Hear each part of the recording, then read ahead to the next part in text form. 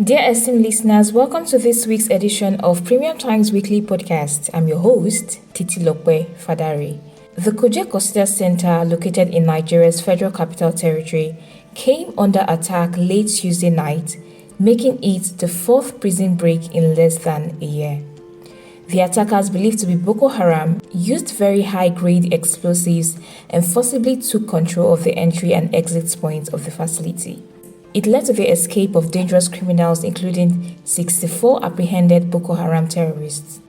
Boko Haram's splinter group, ISWAP, immediately claimed responsibility for the attack that killed 4 inmates and injured 16.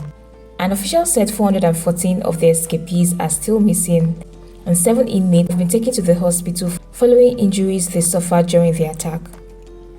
Interior Minister Rauf Aregbesola said the Kuje attack occurred despite the fortification of the prison with armed security operatives. But the President of the Senate, Ahmed Lawan, believed that some security officials at the facility may have been compromised for the attack to be successful.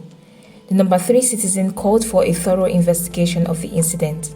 On his part, President Muhammadu Buhari visited the prison where senior officials showed him around the facility.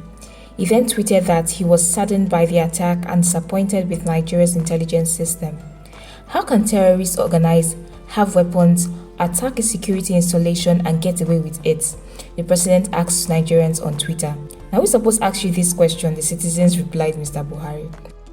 Recent prison attacks across Nigeria had caused massive illegal release of over 5,000 inmates since 2017. Moving on, the presidential candidate of the Labour Party, Peter Obi, has named former lawmaker Dati Baba Ahmed as his running mate for the 2023 presidential election. Mr. Baba Ahmed is the founder of Abuja's Bayes University. Mr. Obi and his obedient supporters said Baba Ahmed is eminently qualified to be Nigeria's vice president if the party wins the presidential election next year.